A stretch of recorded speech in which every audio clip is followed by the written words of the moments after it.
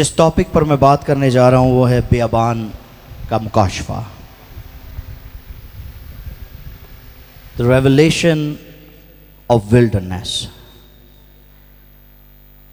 और अगर मसीहियों को, मसीही ईमानदारों को बियाबान के मुकाशफे की समझ आ जाए तो उनकी रूहानी ज़िंदगी फ़तेहमंद ज़िंदगी हो जाएगी।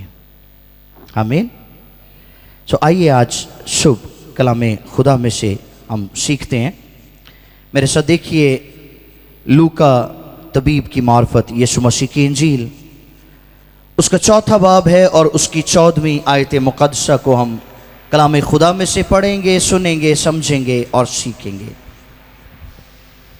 The gospel of Luke chapter 4 verse 14। खुदा के कलामे मुकद्दस में रकम है। जी सुनिए गौर से।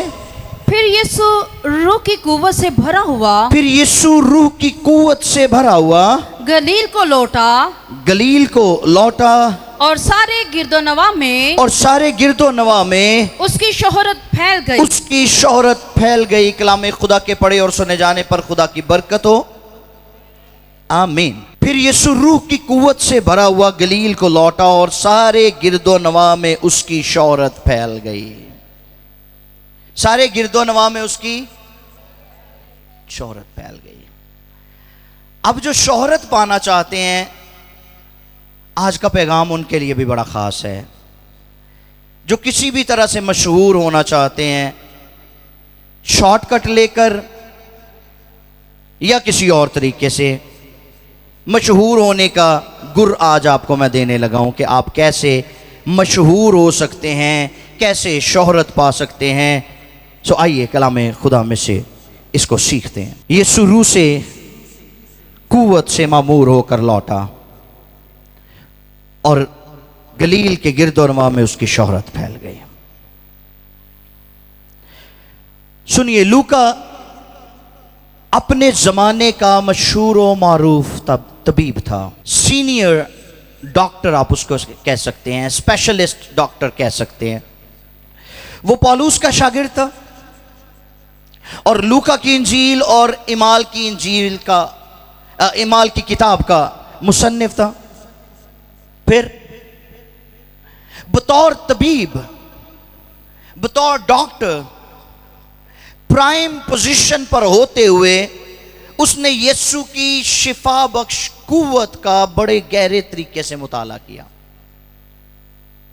एक डॉक्टर के लिए यह बड़ी सरप्राइजिंग चीज होती है कि डॉक्टर अपने इल्म के साथ, अपनी मेडिसिन्स के साथ किसी शख्स को हील कर रहे हैं और एक शख्स बगैर मेडिसिन्स के किसी को हील कर रहा है, तो वो उस डॉक्टर के लिए शॉकिंग होती है बात।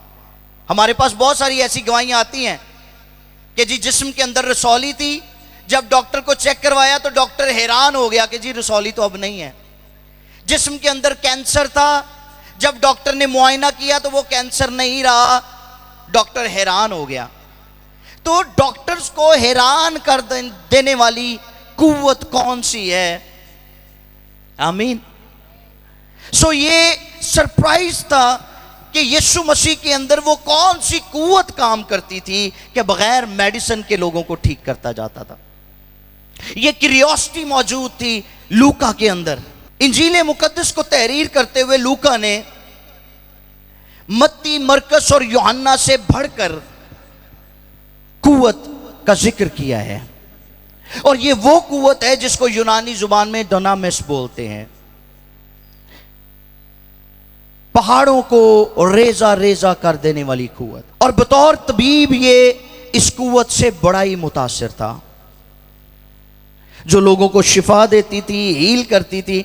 अब ये जानना चाहता था कि ये कुव्वत यीशु मसीह को मिली कैसे, यीशु ने इस कुव्वत को पाया कैसे, क्यों कर यीशु जहां से गुजरता अगर कोई उसका पल्लू छू लेता तो वो शिफा पा लेता। यीशु किसी की तरफ गौर से देख लेता तो उसके अंदर से लश्करों के लश्कर निकल जाते। यीशु किसी को हाथ लगा देता तो मुर्दा उठकर बैठ जाता। ये कौन सी कुव्वत थी? ये क्यूरियोसिटी लूका के अंदर मौजूद थी और वो जानना चाहता था इसको। अब उसने इस भेद को किस तरह से पाया है? एक ऐसी तब्दीली जो यीशु के अंदर रूनुमा हुई है, जिसके 22 गिरदो नवा में उसकी शोहरत फैल गई। अब क्या ये शोहरत यूहन्ना अस्तबागी से बपतिस्मा लेने के बायस हुई या रूहुल कुद्स पाने के बायस? रूहुल कुद्स पाने के बायस। लेकिन यह भी काफी नहीं है। बपतिस्मा ले लेना, रूहुल कुद्स से मामूर हो जाना काफी नहीं है। इसके आगे भी एक स्टेज है। पता है, बहुत सारे लोग बपतिस्मा लेने के बाद कहते हैं जी मैं हुण काम पूरा कर देता है, अब मैंने खुदावंद को जिंदगी दे दी है, बपतिस्मा ले लिया, दैट्स ऑल। दैट्स ऑल नहीं है। यहां पर बात खत्म नहीं होती। बैप्टिज्म इज द बिगिनिंग, ये तो आगाज है। इसके आगे कौन से मराहिल हैं उनको तो हमने कभी देखा ही नहीं, या उनमें दाखिल होते ही हमारी चीखें निकल जाती हैं, हम शिकायतों से भर जाते हैं, हम बुड़बुड़ाना शुरू कर देते हैं, और बहुत सारे तो उल्टे फिर जाते हैं। वो कहते हैं जी मुश्किल है ये सुनाल चलना। समझ रहे मेरी बात? अब ये अगला मरहला कौन सा था जिसके बाद यीशु ने कुव्वत पाई है? सुनिए, लूका 4 बाब और उसकी पहली आयत।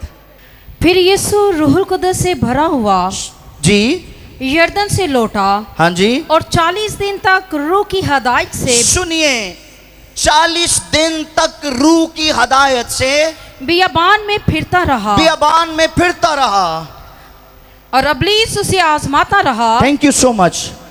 बियाबान में फिरता रहा रूहुल कुद्स की हदायत से। लेकिन जब आप इसका इंग्लिश वर्जन पढ़ते हैं तो वहां पर लिखा है he was led by the spirit into the wilderness.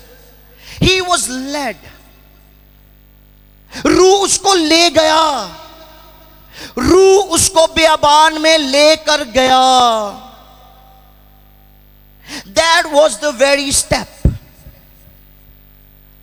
जिसके बाद यीशु ने कुव्वत पाई है। रूह उसको लेकर गया है बियाबान में ताकि वो आजमाया जाए। और आज मैं आपको यह भेद देने जा रहा हूं, बियाबान का मुकाशफा। हमारी जिंदगी में बियाबान का आना जरूरी है। हमारी जिंदगी में जरूरी है कि हम कंफर्ट जोन से बाहर निकलें। हम कंफर्ट जोन से बाहर नहीं निकलना चाहते। हम कहते हैं वंस मैंने अपनी जिंदगी यीशु मसीह को दी, मैंने बपतिस्मा ले लिया, अब सब कुछ ठीक है और सब कुछ ठीक रहे, मुश्किलात ना आए, परेशानियां ना आए, मुसीबतों का दौर मुझ पर ना टूटे, चैलेंजेस फेस ना करने पड़े। मैं तो दुआ करती हूं, मैं तो दुआ करता हूं, मैं तो कलाम पढ़ता हूं, मैं तो वर्शिप करता हूं। बियाबान में से गुजरना मेरे बहन भाइयों जरूरी है, और ये हर मसीही के लिए जरूरी है, हर उस शख्स के लिए, हर उस बहन के लिए जो अपनी जिंदगी यीशु मसीह को देते हैं, उनके लिए जरूरी है कि वो बियाबान में से गुजरें। इस बात की अगर हमें समझ आ जाए तो हम रूहानी जिंदगी में थ्राइव हासिल कर सकते हैं, ब्रेक थ्रू आएगा हमारी जिंदगियों में। लेकिन अफसोस की बात यह है कि जो ही हमारी जिंदगी में मुश्किलात का दौर शुरू होता है, हम चीखना शुरू कर देते हैं, हम बुड़बुड़ाना शुरू कर देते हैं। कभी कभी तो लोग खुदा को कोसना शुरू कर देते हैं कि तेनू साडा ही घर लब्भा सी, खुदा तुझे मैं ही नजर आया था, मैं ही नजर आई थी। हम मुसीबत उठाने के लिए तैयार नहीं है, हम कंफर्ट जोन से निकलने के लिए तैयार नहीं है। खुदा ने अपने बेटे पर यह इनाउंस किया कि ये मेरा बेटा है, ये मेरा प्यारा बेटा है जिससे मैं खुश हूं। ठीक, इनाउंसमेंट करके, डिक्लेरेशन देके उसको फिर बियाबान में डाल दिया है। खुदा का बेटा अगर बियाबान में से गुजर सकता है तो फिर हम क्यों नहीं?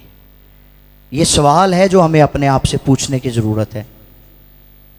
अगर खुदा का बेटा आजमाइशों में से गुजर सकता है तो फिर हम क्यों नहीं? हमारी तो जान निकल जाती है। बनी इस्राइल कुलजम के बपतिस्मा के बाद, कुलजम में से गुजरने के बाद रूह उनको बियाबान में लेकर गया कि नहीं? हाँ जी, लेके गया। वो कितने दिन का सफर था? कितने दिनों का? 40 दिन का। भाइयों तानू समझ घट लगन दी मेरी गल दी। कितने दिन का सफर था? शाबाश, दलेरी ना बोलिया करो। और कितने सालों में बदला? वजह शिकायतें, कंप्लीसेंसी। हम कंप्लीसेंट हो जाते हैं, हम शिकायतों से भर जाते हैं, हम गिले शिकवे शुरू कर देते हैं, क्योंकि हम कंफर्ट जोन में रहना पसंद करते हैं। हम कहते हैं हमारी जिंदगी में मुश्किलात कभी ना आए, हमारी जिंदगी में परेशानियां कभी ना आए, हम दुखों में से कभी ना गुजरे। सुनिए, पौलुस रसूल कहते हैं मुझ पर यह फजल हुआ है कि मसीह की खातिर दुख उठाऊं। हालेलुया। साडे ते फजल ही होर तरह का होया हुंदा। हम कहते हैं हम पर सिर्फ और सिर्फ रहम का फजल, तरस का फजल, बरकतों का फजल, खुशहाली का फजल रहे, मुश्किलात का फजल कभी ना आए। ऐसी दुआएं, ऐसी सोचें, मुश्किल हो जाता है। बनी इस्राइल बियाबान में से गुजरे और उनका बियाबान में से गुजरना जरूरी था। खुदा शॉर्टकट भी इस्तेमाल कर सकता था, लेकिन खुदा ने नहीं किया। खुदा हमारी जिंदगियों में शॉर्टकट रास्ते बंद करता है। सुन ले इस बात को। अगर हम उसके साथ ट्रूली चलते हैं,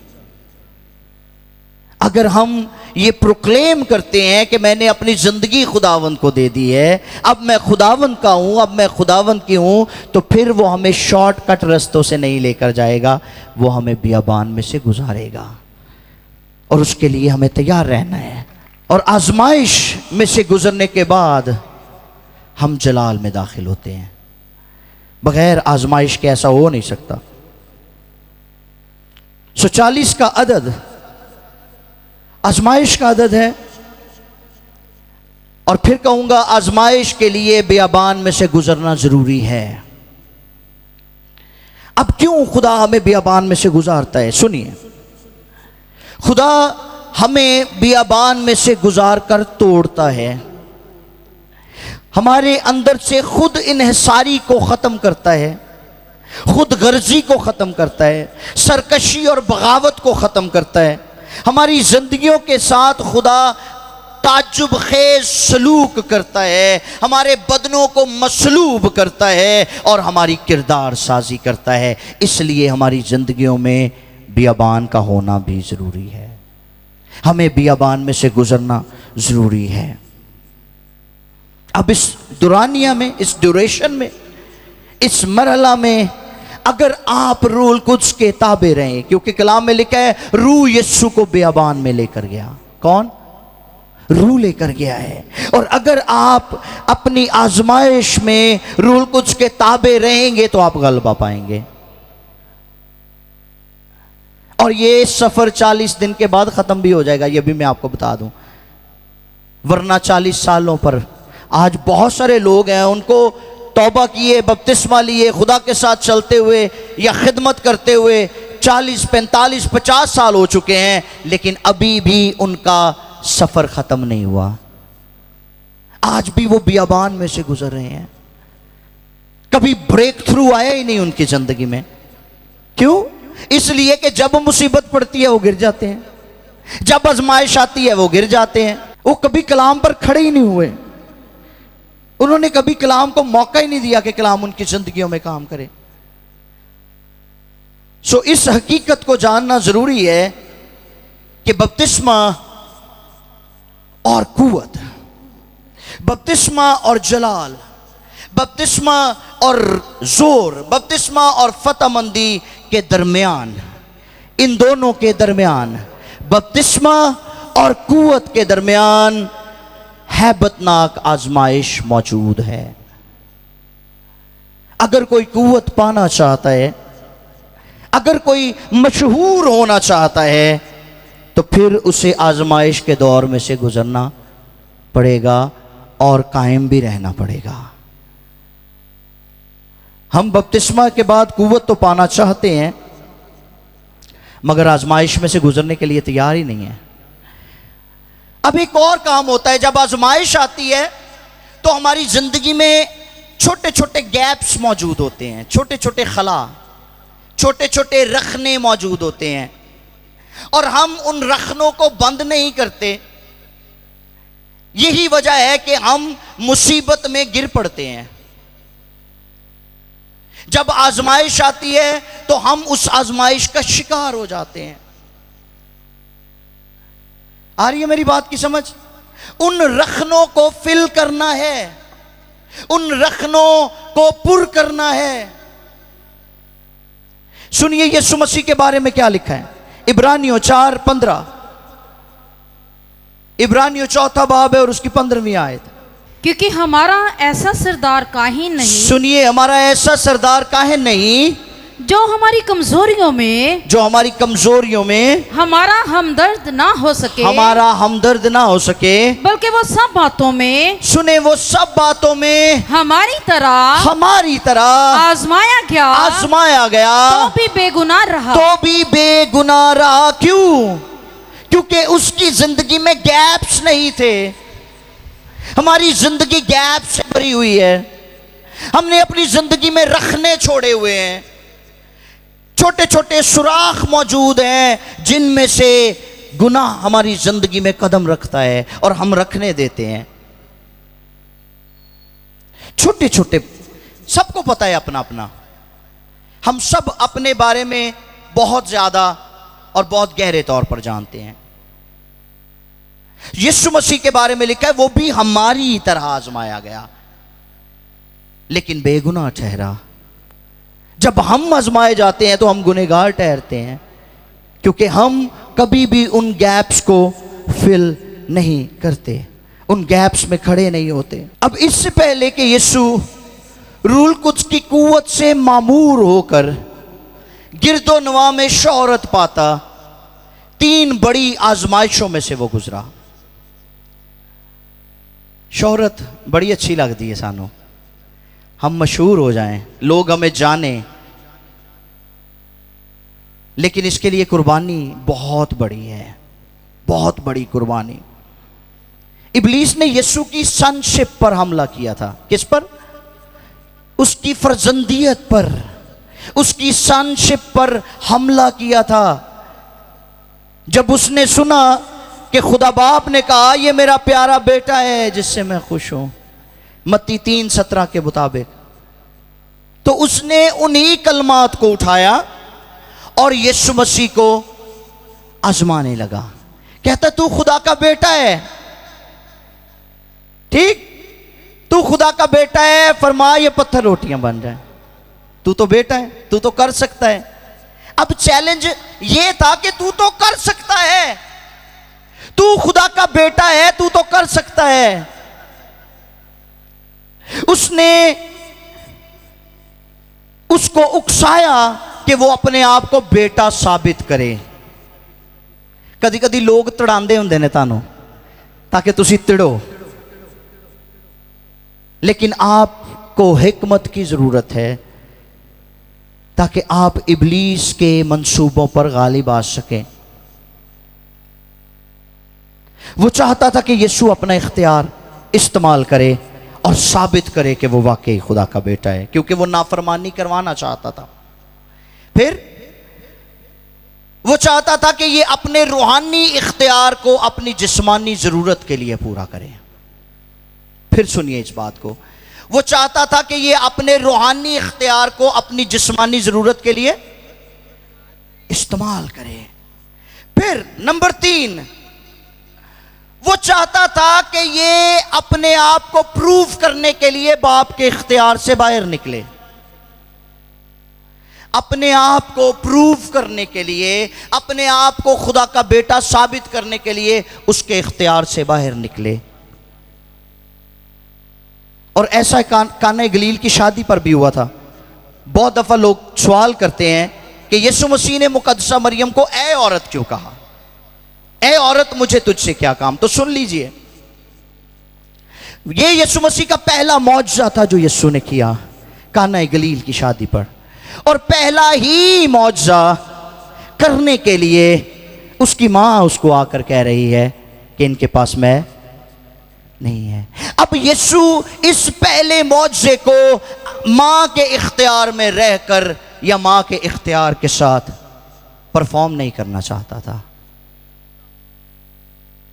क्योंकि वो जानता था कि उसको भेजा किसने है।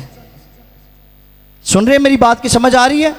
उसकी इनकारनेशन करने वाला कौन है, उसको तजस्सुम देने वाला कौन है, वो किसके इख्तियार से रुए ज़मीन पर इंसान बनकर आया है। उसने वहाँ पर वाज़े तौर पर कहा है, औरत मुझे तुझसे क्या काम, मैं ये मौजज़ा करूँगा लेकिन तेरे इख्तियार में नहीं बल्कि अपने बाप के इख्तियार से। अभी मेरा वक्त नहीं आया, ठीक। अगर पहला मौजज़ा मुकद्दसा मरियम के इख्तियार के नीचे हो जाता तो फिर आइंदा भी ये सुनू मौजे करने पैने सी अम्मा जी दे कहते। आ रही है मेरी बात की समझ सबको? सो यहां पर इब्लीस यीशु मसीह को उकसा रहा है कि ये अपने आप को बाप के इख्तियार से बाहर निकाल कर प्रूव करे कि ये खुदा का बेटा है। पहली आजमाइश, फरमाया ये पत्थर सेल्फिश पर्पस के लिए वो उकसा रहा था, सेल्फिश पर्पस के लिए। कई लोग, इवन खादमों की भी बात करूंगा मैं यहां पर, वो अपनी जिस्मानी ज़रूरतों के लिए अपने रूहानी इख्तियार का इस्तेमाल करते हैं, विच इज़ रॉन्ग। यीशु मसीह रोज़े की हालत में था, लेकिन इस रोज़े की हालत में इब्लीस जानता था कि इसको काफ़ी दिन गुजर चुके हैं, इसने कुछ नहीं खाया पिया, इसका बदन चाह रहा है कि इसको कुछ मिले, तकवीयत पाए। अब अपने बदन की तस्कीन के लिए वो पत्थर से रोटी बना सकता था, लेकिन उसने ऐसा नहीं किया। कईयां नूं क्रेविंग बड़ी हुंदी है, पता है? एक बारी रोटी खा लें तो घंटे के बाद 2 घंटे बाद फिर क्रेविंग होने लग पैंदी है। वो फ्रिज खोल खोल चेक करते हैं कड़ी मुड़ी, ठीक। अब कईयों को तो भूख की क्रेविंग होती है और कईयों को मादी चीजों की क्रेविंग होती है।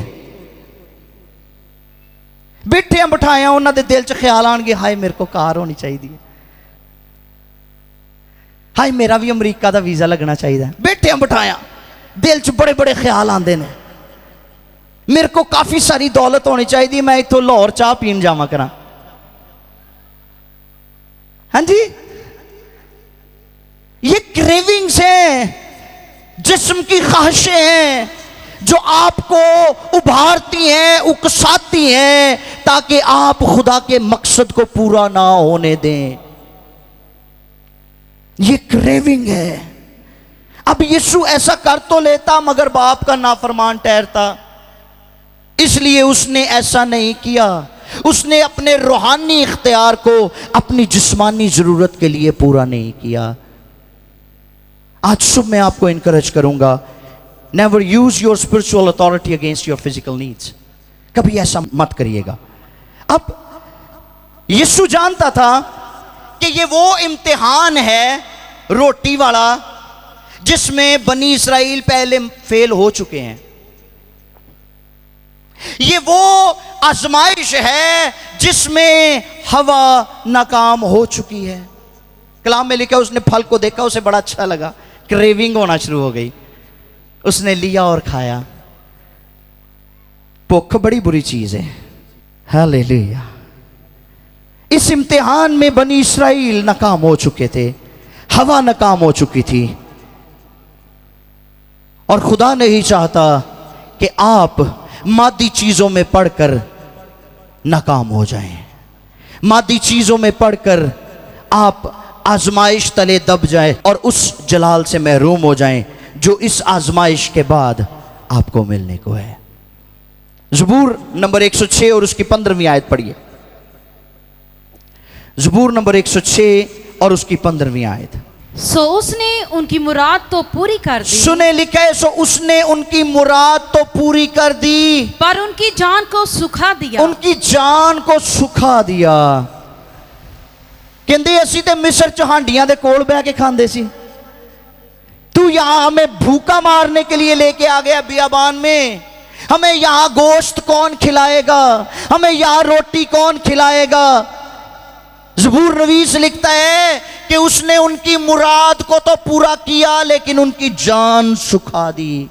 इस क्रेविंग तो मुड़ जाओ, ये क्रेविंग जो आपको जहन्नुम की तरफ लेकर जा रही है, मादा प्रस्ती, मटीरियलिज्म जो आपको खुदा की हुजूरी से दूर कर रही है, इस क्रेविंग से बच जाएं। ताड़ियां जिदां काम तो हो लैन देंदियां ने कदी कदी, लेकिन उसका अंजाम खतरनाक होता है। लिखा है उसने उनकी मुराद को तो पूरा किया लेकिन उनकी जान सुखा दी। जान सुखने पै जाती है। ठीक, तुसी ते गलत कुछ करके औलाद ली बहुत कुछ कर लोगे ते मुड़ के ताड़ी जान सुखने पैनी है। और औलाद के लिए आप जो कुछ कमा रहे हैं वो उनके लिए अजाब बन जाएगा अगर वो गलत है तो, अगर उसको गलत तरीके से कमा रहे हैं, गलत तरीके से देख रहे हैं। उसने उनकी मुराद तो पूरी की लेकिन उनकी जानों को सुखा दिया।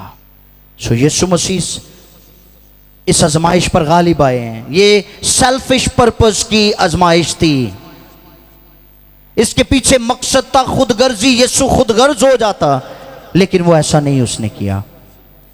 हमें भी हम्बल रहना है। बियाबान हमारी जिंदगियों में हम्बलनेस की अलामत है। खुदा हमें हम्बल कर रहा होता है। दूसरी आजमाइश क्या थी? सल्तनतों की पेशकश, यानी सेल्फ प्रमोशन। सेल्फ प्रमोशन पेशकश क्या हो रही है? तुझे सलीब नहीं उठानी पड़ेगी, तुझे दुखों में से नहीं गुजरना पड़ेगा, तू सिर्फ और सिर्फ मुझे झुक कर सिजदा कर, ये सब कुछ तुझे मिल जाएगा। और कई पहल कर देने उन्होंने जरा जी कितों को ऑफर हो जाए ना। आजकल बिदात बहुत फैली हुई हैं और बिदात के पास बड़ा पैसा है। वो एवं जो पलेंदे पादरियां नु, हम आपको घर भी देंगे, आपको गाड़ी भी देंगे, आपकी इतनी तनख्वाह भी लगाएंगे, आप ये कहना शुरू कर दें कि यीशु मसीह एक नेक इंसान था जो हो गुजरा। समझ आ रही मेरी गल दी? हम आपको रुपया पैसा देंगे, हम आपको बैरून मुल्क का वीजा भी दिलवाएंगे, आपकी जिंदगी खुशहाल हो जाएगी। आपने फक्त ये कहना है कि एक नबी आया जिसका नाम जोसेफ स्मिथ था, बस यही आपका काम है, आपको सब कुछ मिल जाएगा। और हम ऐसी प्रमोशंस को खुशी के साथ कबूल करते हैं। लो जी, खुदा दी मर्जी दे नाल ही होया। हाँ जी, अफसोस की बात है कि हम इब्लीस की चालों से नावाकिफ हैं, हम उसकी मकारियों से नावाकिफ हैं, हम उसके फरेब से नावाकिफ हैं और बेअबान में हम फंस जाते हैं, आजमाइशों में घिर जाते हैं और नाकाम ठहरते हैं। यीशु को बगैर सलीब उठाए शान और शौकत मिल रही थी, लेकिन उसने शॉर्टकट रास्ता नहीं ढूंढा। सी शॉर्टकट बड़े लभने आजकल। हाँ जी, वो पिछले शायद साल की बात है, एक शुक्रगुजारी पे था मैं, तो खुदा के एक खादिम कहते जी मेरे एल्डर साहब ने ते ओ कहते ने जी मेरा मुंडा हुण 10वीं कर चलना है ते जैन जी 10वीं पास हो जाएगा, एक कंप्यूटर लैके देना है, इंटरनेट लवा के देना है, ते वेखियो फिर पैसे ही पैसे। अफसोस की बात है कि हम किस तरफ जा रहे हैं और हम ये समझ नहीं पा रहे कि इब्लीस हमें उलझा रहा है, वो हमें नाफरमान बना रहा है, वो हमें सरकश और बागी बना रहा है। सैमुएल की किताब में लिखा है सरकशी और जादूगरी बराबर है। अगर कोई शख्स बागी है, अगर कोई शख्स सरकश हो चुका है, तो वो जादूगरी कर रहा है, वो सहर के नीचे है, इब्लीस ने जकड़ा हुआ है उसको। शॉर्टकट लबने बंद कर दो, ताड़ी मेहरबानी है। अगर आप खिदमत करना भी चाहते हैं, आप ये समझते हैं आपके पास बुलावा है, तो फिर नंगो बियाबान जो, आमीन, गुजरे आजमाइशों में से और साबित कदम रहें। शॉर्टकट खुदा दी ज़ूरी च कोई नहीं जाएगा। आसमानी और ज़मीनी बरकतों के लिए कोई शॉर्टकट नहीं है मेरे बहनों भाइयों। तीसरी आजमाइश क्या थी? तीसरी आजमाइश थी कि तू अपनी कुवत, अपनी पावर, अपने इख्तियार को प्रूव कर। अपने आप को यहां से नीचे गिरा, हैकल के कंगरे से, खुदा के फरिश्ते तुझे आकर उठा लें। यानी उसने यीशु मसीह को उकसाया कि तू अपने बाप की आजमाइश कर। असी खुदा दी आजमाइश करन च भी कसर नहीं छाड़ते। ठीक, हमें खुदा की आजमाइश नहीं करनी है। वो बहुत सालों पहले की बात है। एक किताब में मैंने पढ़ा कि कोरिया में कुछ औरतें थीं जो एक दरिया को पार करना चाहती थी, लेकिन वहां पर कश्ती मौजूद नहीं थी। तो वो बिलीवर्स थी, ईमानदार होते हुए भी कभी कभी लोग नालायकियां करते हैं, हिकमत से खाली होते हैं। तो वो कहती हैं कि हम तो खुदा के साथ साथ चलती हैं, आओ हम इस दरिया को ऐसे ही पार करती हैं। अब ये उनके अपने दिल का ख्याल था, ऐसा खुदा की तरफ से कुछ नहीं कहा गया था, ना सुना गया था।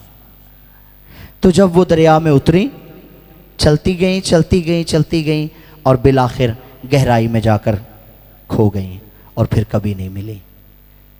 तो इसमें किसका कसूर है? हाँ जी, बोलो, किसका कसूर है? पतरस ने जब यीशु को पानी पर चलते हुए देखा तो पतरस आप ही उतर गया? नहीं, उसने पूछा है कि खुदावंद मैं भी आऊं? तो आगे से उसको रिप्लाई मिला है क्या? खुदावंद ने कहा आजा। जब खुदावंद ने उसको चलाया है तो वो चला है और उसको संभाला भी है। ऐसे ही है।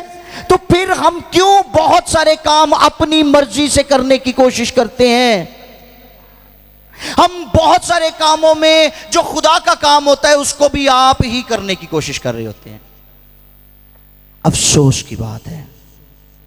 कई देग पका के पादरी साहब का भी नहीं इंतजार करते, आप ही दुआ कर लेंगे। हाँ जी, इत्थे ही इंज सिगरट बजाई ते जाके उरते दुआ कर दी। तानू किन्ने कहा इरते दुआ करन लई? समझ आ रही है मेरी बात की? सो खुदा की आजमाइश नहीं करनी है। खुदा को आजमाना बंद कर दें। हमेशा वो करें जो खुदा कहता है और वो ना करें जो खुदा नहीं कहता। हमें कभी भी किसी भी काम में खुदा की मर्जी को जाने बगैर कोई कदम नहीं उठाना चाहिए। खुदा कहता है खिदमत करो तो फिर वाकई करो, वो आप पर जाहिर करेगा। तो जे खुदा ने नहीं किया तो मुड़ जाओ। उसने उनकी मुराद को तो पूरा किया लेकिन जाने सुखा दी। मुड़ जाओ। यीशु मसीह अपने इख्तियार का इस्तेमाल कर सकता था, पत्थर से रोटी बना सकता था। वो बगैर सलीब का दुख उठाए शान और शौकत पा सकता था। वो अपने बाप को आजमाइश में डालकर अपनी फर्जंदियत को साबित कर सकता था, लेकिन उसने ऐसा नहीं किया। उसने ऐसा नहीं किया और हमें भी ऐसा नहीं करना। अगर आप जानते हैं कि मसीह में आपकी शनाख्त क्या है, what is your identity in Christ, तो आपको इस बात को किसी को भी इसका सबूत देने की ज़रूरत नहीं है, प्रूव करने की ज़रूरत नहीं है कि मैं खुदा का बेटा हूँ, मैं खुदा की बेटी हूँ। लोग तानू वेख के ताड़े कम्मा तो जज कर लेंगे। आमीन। सो अपने आप को बियाबान में से गुजरने के लिए तैयार करें। अपने आप को बियाबान में से गुजरने दें। आप अगर खुदा के ताबे रहेंगे, उसकी मर्ज़ी को पूरा करेंगे, तो मैं आपको यकीन दिलाता हूँ आपकी आजमाइशों के दौर के बाद, आपके बियाबान के बाद एक बड़ा अबदी जलाल आपका इंतज़ार कर रहा है। कुव्वत आपका इंतज़ार कर रही है। और जब कुव्वत आप पाएंगे तो फिर आप खुदावंद की गवाही भी दलेरी से दे सकेंगे। आप उसके कामों को बड़े आसान तरीके से कर पाएंगे। ठीक, फिर जोर भी नहीं लाना पैना। लेकिन इसके लिए हमें अपने आप को पेश करना है। और जो मशहूरी चाहते हैं वो भी सुन लें, आजमाइशों में से गुजरना ज़रूरी है, दुख उठाना ज़रूरी है। और अगर आप अपने कंफर्ट जोन से बाहर निकल आएंगे तो फिर यकीनन खुदा आपको बरकत भी देगा, खुशहाल भी करेगा और इस्तेमाल भी करेगा। आमीन। आइए सरों को झुकाएं, आंखों को बंद करें। हालेलुया।